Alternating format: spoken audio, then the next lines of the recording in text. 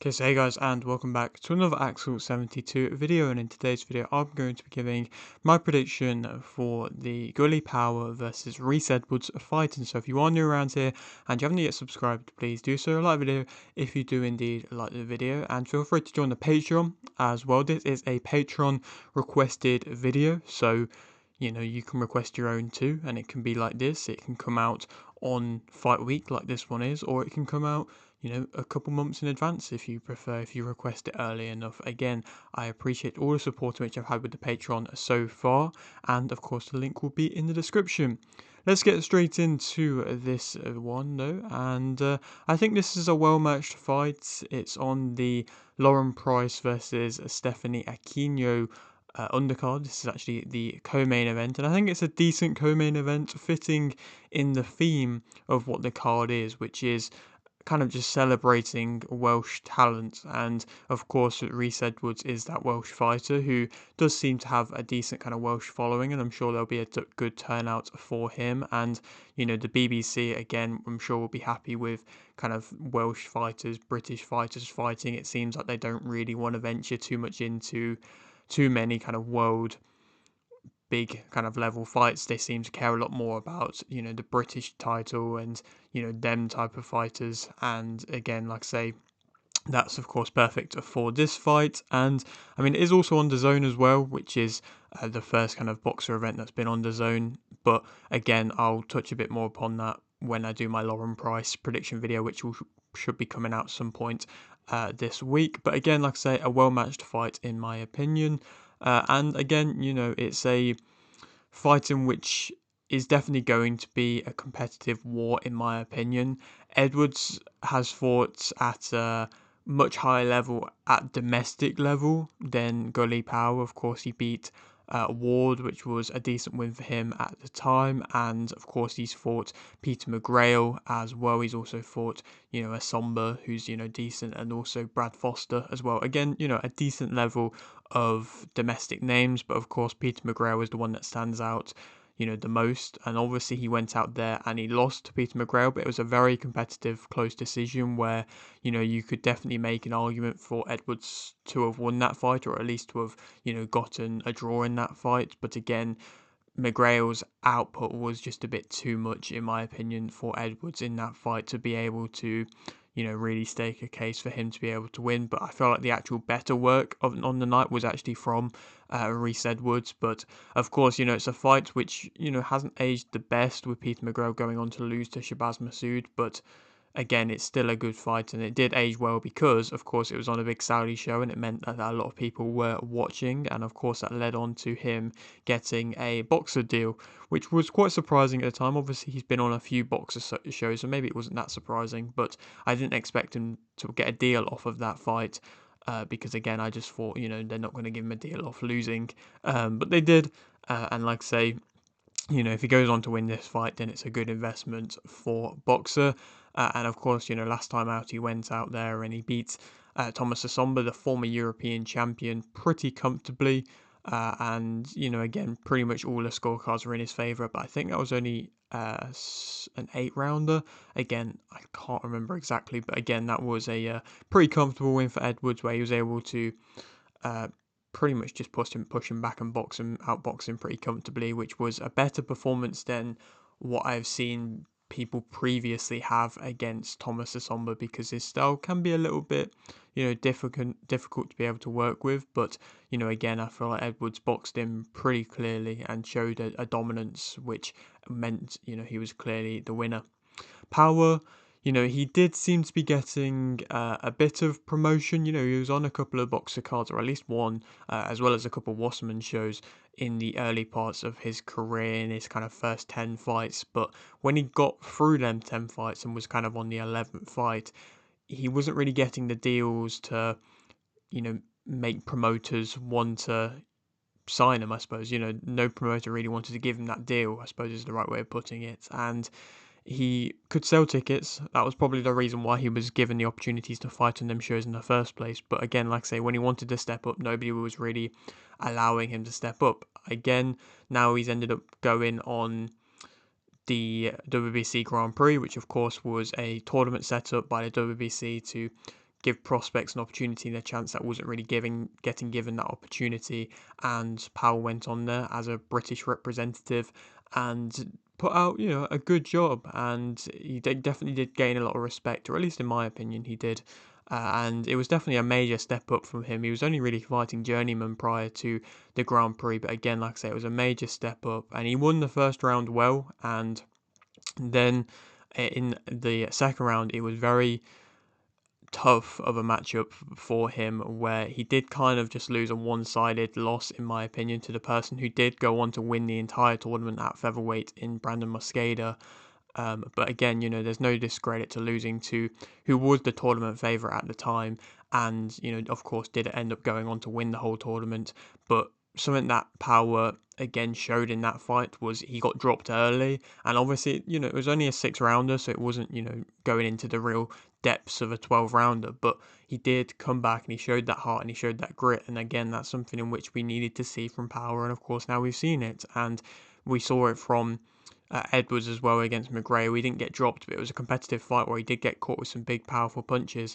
And again, he showed a lot of respect and heart in that one as well, Edwards. And again, we saw that from Power. So, I think he gained a lot of respect from fans in the tournament coming back from a knockdown, just like, again, like I mentioned, Edwards did against McGrail. And I mean, technically, Mosqueda's now gone on to become a world ranked fighter. From winning the tournament, he then got given a world ranked spot. And so, Power to come down to a British level type of opponent. Again, he's had one fight since then, which was against the journeyman again, which again is probably just for his management and things like that. But still, like I mentioned, to go from fighting a world ranked fighter to then come down to British level is a step down for him. So he has experienced fighting world ranked, level opposition, which of course Edwards has also experienced through Peter McGrail as well. So again, that's what I feel like makes this such a good matchup in my opinion.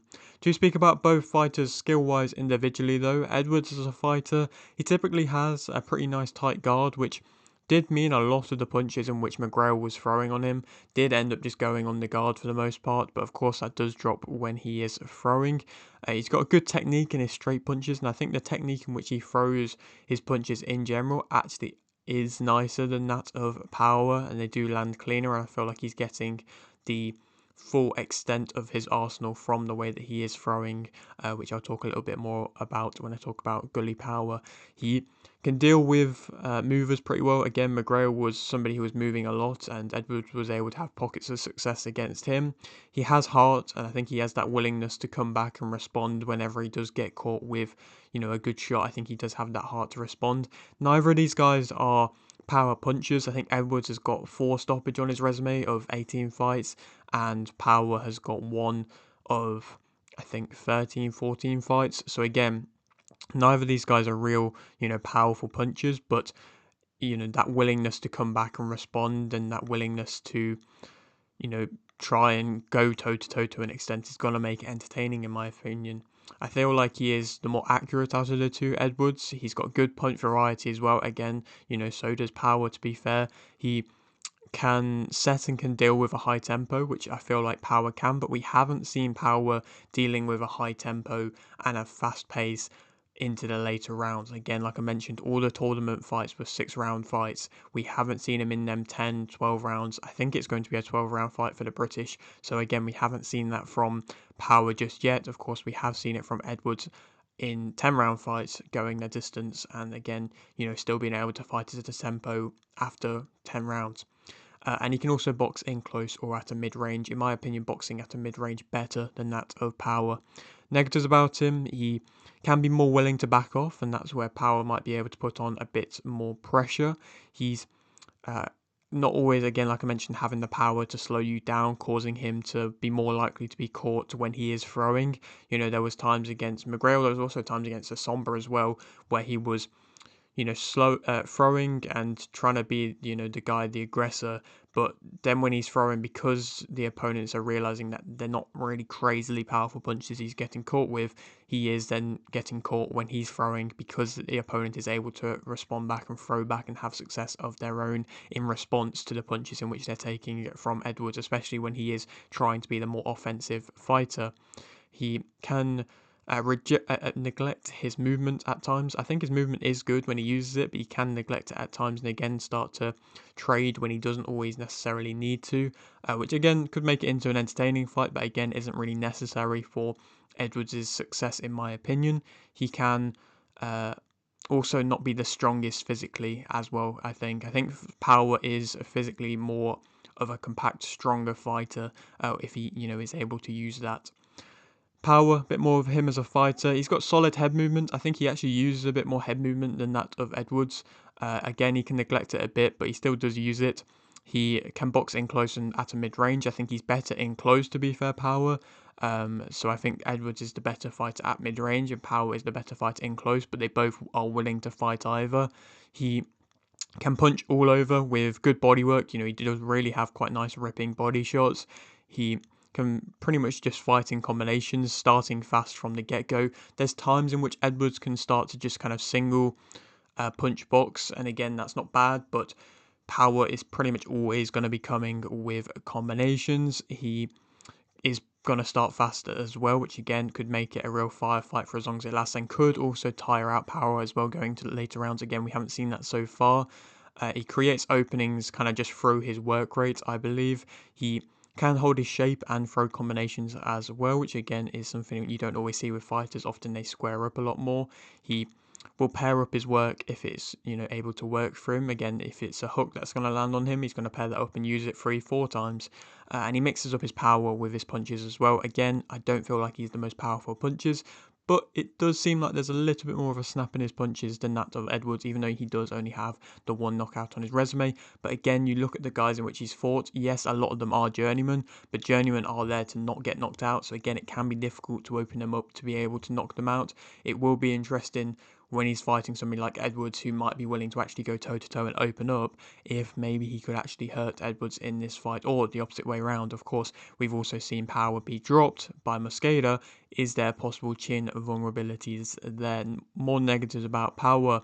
He does lean back with his chin exposed a bit at times, which again, can of course lead to him getting caught, and it did lead to him getting caught and getting dropped by Mosqueda. And he also can kind of stand up quite straight when he's kind of going back against punches and when he's dealing with a bit more of an output. And I don't feel like fights on the back foot that well, and actually fighting going back isn't all that good in my opinion. So he probably is going to have to try and put on that pressure and hold the centre of the ring for as long as he can in this fight. He can drop his hands a bit when he's throwing as well, and when he's just, not throwing, and when he's, trying to use a guard, it's not as high and not as tight as that of Edwards. He can't always get his power through with his jab, and I think the technique in which he does use for his jab isn't the best. I don't feel like he's using the full length of his arms to his advantage. He's kind of throwing a bit of a slanted kind of diagonal arm where it's still bent jab, which again could be a lot better if he straightened that out and came from a more central position, in my opinion. I don't feel like he handles pressure, high output fighters all that well himself. When he is getting caught a lot, he can, seem a little bit flustered, or just not be able to handle it all that well, and can become a bit uncomfortable. He doesn't really throw counters all too much either. He will wait for you to slow down for him to then have his moments, and he can stay in range when he's throwing pretty often as well. He's not really gonna be like McGrail where he's taking a back foot and resetting and things like that. Who do I think is going to win this fight? I think Gully Powar is going to be able to win via a pretty close majority decision. I think it is going to be a pretty competitive fight, to be fair, where they do go back and forth quite a lot. I think we're going to see the heart of both of them on show in this fight. I think Edwards, if he can keep it at a mid-range for a little bit longer, he could definitely have more success, but I think Powar is going to put that pressure on, going to control the centre, and going to, be probably the more eye-catching with the work. Again, Edwards might come with the more accurately placed work, but I think Powar is going to spray punches all over and then just land, the big shot at the end of a combination, even if he misses a couple. And I think it's going to work out in his favour, even though he's the away fighter. I think he is going to get the nod from the judges in a close decision, which again, we don't see all too often, but I think it is going to happen in this fight.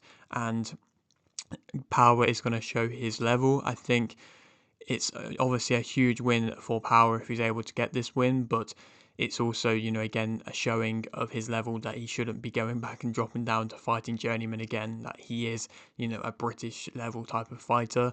Again, I don't know if he's able to get past that, in my opinion, but at least for now, he's a British level type fighter. But he's also very young as well, so he has, you know, a lot of time to learn. I think he's only 23, 24, whereas Edwards is like 27, not old, but a little bit older than that of Powar. So even if he does lose this one, he'll have time to rebuild. Same with Edwards as well, to be fair, but I do think, like I say, it's going to be a close fight and a close decision to Gully Powar is my prediction. And then we can go on to fight next. I mean, if it's a really competitive fight, Edwards, of course, again, for a rematch could be an option. If not, then something like a Masood Abdullah could be a good fight as well. Abdullah just recently went on to actually beat Thomas Essomba not that long ago. He does have a loss on his resume himself as well. Again, similar kind of position to what Edwards is in at the moment. So again, that could be a good fight there to be made. But I think he is a Queensberry fighter. I'm not entirely sure if he still is though.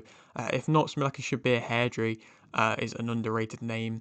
Which could be made into a good fight. Hairdry hasn't had too much of a step up, but I think he's won one title and he has been on the smaller hall show fights. And, you know, BBC with somebody like Gully Powar might be willing to give, you know, an opportunity to these smaller hall kind of British fighters. And again, Hairdry could be that option and it could be a real good fight, that fight as well. But yeah, that is it for today's video. Hope you did enjoy. Like the video if you didn't, like the video, subscribe if you're new, and thanks for watching.